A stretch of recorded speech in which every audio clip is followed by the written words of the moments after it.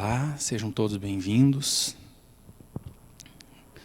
Estamos aqui para dar início à tarefa do Evangelho no Lar, onde aqui na casa procuramos fazer um pouco do como deve ser o Evangelho em nossa casa. Convido a todos então a uma prece singela, fechemos os olhos, sentando de maneira confortável. Vamos orar a Deus, a Jesus, pedir aos amigos espirituais que nos acompanham, que nos amparam, o auxílio que precisamos para suportar as provas, o auxílio que precisamos para vencer as expiações e a força necessária, Pai, da Tua luz, a fim de que possamos superar os desafios de melhorarmos-nos, de sermos melhores na atitude, na postura, na conduta. Que possamos vencer os nossos vícios, educando-os e despertando em nós as virtudes que deverão ser ressaltadas, à medida da nossa caminhada, à medida da nossa convivência. E aqui, estando neste momento, te pedimos, Mestre, te pedimos, Pai, que ilumina-nos. Ilumina a nossa casa, ilumina os nossos afetos, aqueles que amamos, para que tenhamos assim o equilíbrio de seguir em frente, superando tudo aquilo que nos comprometemos a fazer e fazendo valer a vida que aqui recebemos. Estejamos todos em paz, hoje e sempre. Meu nome é Renato, sou um trabalhador voluntário da casa, estou no trabalho do Evangelho no Lar. E temos aqui na frente, então, o intuito de ensinar ou demonstrar como fazer o Evangelho em casa. O Evangelho é uma ferramenta profícua, é uma ferramenta que nos alimenta, que nos equilibra, que nos aproxima dos amigos espirituais. E fazendo o Evangelho, começamos com a prece, assim como fizemos agora. Então, iniciamos com uma prece, o nosso ambiente tem que estar calmo, tem que estar tranquilo, tem que estar sereno, com todos os equipamentos eletrônicos desligados, com todas as influências que ali deveríamos ter, apaziguadas, para que então podemos, juntos com os encarnados e os desencarnados, compreender os ensinamentos do Mestre. Feita a prece, um de nós abre o Evangelho, indicamos a abertura de forma aleatória, para que a mensagem do plano espiritual, então, seja uma mensagem ao que nós estamos precisando refletir naquele momento. Muitas pessoas acham que a abertura do Evangelho de forma ocasional, de forma aleatória, faz com que o Evangelho abra sempre na mesma página. Vamos pensar de outra forma.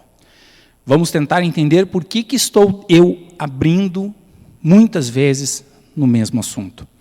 Será que eu já refleti sobre aquilo? Será que eu já consegui entender a mensagem que está sendo me trazida pela espiritualidade amiga? Ou será que simplesmente faço o ouvido de mercador e finjo que não escutei as lições, os temas, ou aquilo, teoricamente, digo que não é para mim? Na verdade, devemos refletir sobre todos os assuntos que estão dentro desta obra, porque esta obra é a lição do Cristo, é a lição de Jesus a nós. Ele exemplificou aquilo que ele veio ensinar. E este Evangelho nada mais é do que a narrativa das passagens do Mestre, enquanto encarnado, vivendo num mundo semelhante ao que hoje vivemos. Então, abrimos o Evangelho de forma aleatória, no nosso caso, abrimos ele de forma dirigida, visto que para nós o Evangelho tem uma sequência. A sequência que nos cai é o capítulo 7, item 12, do capítulo Bem-aventurados os pobres de espírito, do subtema Introdução dos Espíritos, o orgulho e a humildade. E vamos ler então um pouquinho, porque após a prece, a abertura do Evangelho de forma aleatória, então nós procedemos com a leitura de um pequeno trecho do assunto, a fim de refletirmos juntos com os que estão conosco. E assim vamos o fazer. Item 12.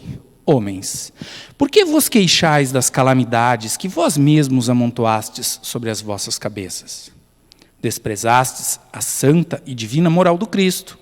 Não vos espanteis, pois, de que a taça da iniquidade haja transbordado de todos os lados. Generaliza-se o mal-estar.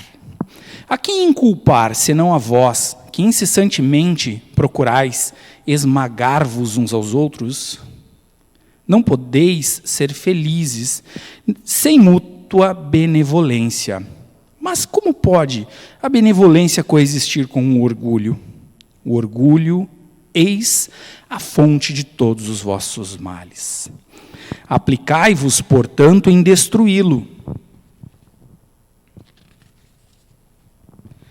E não lhe quiserdes perturbar, se não lhe quiserdes perturbar as funestas consequências. Um único meio se vos oferece para isso, mas infalível. Tomardes para a regra invariável do vosso proceder a lei do Cristo, lei que tendes repelido ou falseado em sua interpretação. Vamos refletir agora, então, que é um outro passo que se coloca do Evangelho. O trecho que nos cai é o trecho do orgulho e da humildade. Bem-aventurados os pobres de espírito. Se formos olhar a fundo a lição que o Cristo nos trouxe é a lição de humildade, jamais a lição de orgulho. A lição de humildade quando Jesus encarna, e ele então nasce num ambiente dos mais simples, sendo que ele, como Filho de Deus e o Espírito mais puro que esse planeta já viu, poderia ter nascido dentro de um palácio, rodeado de pedras preciosas, ouro, rodeado de riquezas. E Jesus vem mostrar a nós que não é isso que importa. O que importa são as relações. Junto a Jesus estavam seu pai, sua mãe, diversos animais, os animais porque nutrem ainda o aprendizado do amor, do carinho, e não nutrem mágoa, não nutrem rancor, não guardam o orgulho. Então ali também estava um dos exemplificantes da humildade, os animais, que se submetem às vontades dos humanos, que fazem o trabalho árduo e duro do campo, da vida, cedem seu tempo, seu carinho, seu afeto. Então Jesus se cerca daqueles que eram puros no mundo, os animais. Ao seu nascimento, conta-se a história que surgem diversos outros, como os reis magos, que trazem presentes por saberem e por terem sido avisados que viria o espírito mais evoluído que o planeta veria. Mas não é essa a mensagem dos presentes. A mensagem de Jesus, e que nós então não devemos mais negar, é a da humildade. É reconhecer em nós as nossas necessidades. É reconhecer no nosso dia a dia o quão necessário é todos os bens materiais que nos envolvem. Bens estes que muitas vezes colocamos como objeto da nossa felicidade. Muitas vezes distratamos as pessoas, muitas vezes atropelamos aqueles a quem amamos com o intuito e o objetivo da conquista da felicidade na matéria. E Jesus veio nos dizer que não. Que a felicidade na matéria, ela é passageira, ela é transitória, ela é pueril. Devemos ter a ideia de que a felicidade, ela, como disse Jesus, não sendo deste mundo, é porque no mundo material não teremos condições de ser felizes. Por quê? Porque tudo que o mundo nos oferece, nos tenta. Tudo que o mundo nos coloca de meios materiais é para nos favorecer a caminhada e não para vivermos a fim de conquistar tudo. Seguidamente nos perdemos nos nossos pensamentos, pensando que seremos felizes com uma casa maior, com um carro novo, com um celular último tipo. Serei feliz o dia em que meu filho tiver estudado num colégio particular e tiver alcançado, então, a faculdade notória, e ali ele possa, então, ganhar muito dinheiro. Não. Todos nós devemos, sim, trabalhar. Devemos, sim, almejar um emprego, devemos, sim, buscar o equilíbrio de uma profissão. Se não alcançarmos a faculdade, não nos culpemos também por isso, porque todo o trabalho é digno. Todo o trabalho honesto é útil. Então, todas as pessoas que desempenham atividades úteis no mundo estão trabalhando. E não quer dizer que você ter feito faculdade ou não ter feito faculdade vai ser melhor que outra pessoa. Você vai ser melhor quando compreender que a sua passagem na Terra, ela tem tempos. E em cada tempo vivido num corpo físico reflete a sua necessidade de crescimento. Então, certa vez, em certo momento, talvez em vidas passadas, já tivestes a honraria de possuir os grandes bens da terra. Já tivestes como exemplo a condição de possuir tudo. Talvez não tenha feito bom uso. Talvez não tenha sido feliz na apropriação desses bens, revertendo-os à caridade, como nos pede Jesus e Deus, porque nada é nosso. Tudo nos é emprestado. O planeta, a materialidade, o mundo que nos cerca, pertence a Deus. E Deus outorgou a confiança deste governo a Jesus. Então, se nós temos o que temos, além de ser pelo nosso esforço e pela nossa luta, é porque somos merecedores frente ao olhar e à análise do Cristo. E assim devemos seguir. Agradecendo pelas dificuldades, agradecendo pelas faltas, agradecendo pelas oportunidades, agradecendo pelo que temos. Hoje nos falta talvez o alimento físico, nos falte um teto, nos falte muitas vezes até mesmo o amor de um pai e de uma mãe, mas tudo isso está na nossa caminhada, tudo isso faz parte da justiça de Deus. E no momento que duvidamos disso, no momento que nos colocamos na condição de duvidar de que Deus está nos dando aquilo que realmente merecemos, estamos fazendo como nos disse o Evangelho.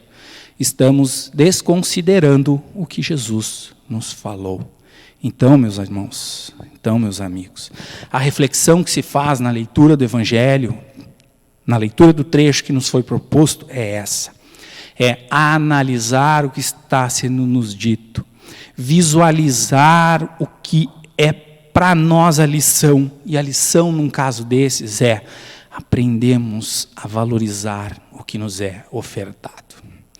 Aprendemos a entender que somos capazes de alcançar tudo que temos vontade, mas talvez nem tudo seja da vontade do Pai. E devemos nós, como bons filhos, compreendendo o que a doutrina espírita nos fala, de que as vidas são sucessivas, as reencarnações são os caminhos do progresso e da elevação moral. E desta forma, em cada vida seremos nós testados, seja pelo amor, seja pelo sofrimento, seja pela facilidade financeira ou seja pela dificuldade financeira. Ali está a nossa expiação e a nossa prova. Expiar é aceitar os desígnios do Pai. E aceitar não é se jogar, se prostrar, se colocar num canto e dizer assim, eu vim para este mundo apenas para sofrer. Nada daqui vou ter ou não serei o feliz do mundo, pelo contrário. Se assim o fizerdes, a tarefa será mais dura na próxima volta. Agora, se aceitardes a situação em que estás, lutares de forma justa, de forma honesta, de forma batalhadora, para superar aquelas dificuldades aquelas que nos impõem muitas vezes no orgulho mesmo, ou seja, nos rebaixa, nos faz perder, nos faz não conquistar os sonhos que temos. Por que não sonhamos até onde podemos alcançar? Por que não agradecemos a vida que temos? Talvez eu não tenha que ser o homem mais rico da terra nas questões financeiras, mas eu sou rico com aquilo que tenho. Talvez não seja de minha capacidade nessa vida ter os melhores carros, viver numa casa luxuosa, adquirir posses físicas, mas eu saberei viver exatamente com aquilo que tenho. E o que nos importa viver não é para ter, mas é para ser. Ser um bom filho, ser um bom pai, ser um bom cidadão, ser honesto, ser justo, ser amoroso, ser piedoso, tolerante, paciencioso. Isso que nós devemos conquistar neste mundo. Estes são os tesouros que nos farão ser felizes nas próximas vidas. E se assim fizermos, amando, perdoando, relevando os nossos erros e os erros dos outros, então nós alcançaremos a tão sonhada felicidade no mundo. Com essa reflexão, com este momento de leitura, concluímos então o Evangelho. E o Evangelho ele deve ser feito assim, em voz alta. Estou eu aqui, sozinho, no palco da Casa Espírita, mas acompanhado de inúmeras pessoas que não compartilham a voz comigo. Mas eu falo em voz alta, para que todos escutem, para que todos percebam, encarnados e desencarnados, qual é a análise que estamos fazendo. E assim concluímos a parte do Evangelho com uma prece. E assim convido a todos para que juntos façamos a prece de encerramento. Agradecendo aos amigos mentores, agradecendo a todos estes que nos rodeiam, que nos envolvem. Gratidão. Gratidão por estarem conosco, confiando que seremos nós exitosos na luta, exitosos na caminhada, alcançando a justiça em nossas ações.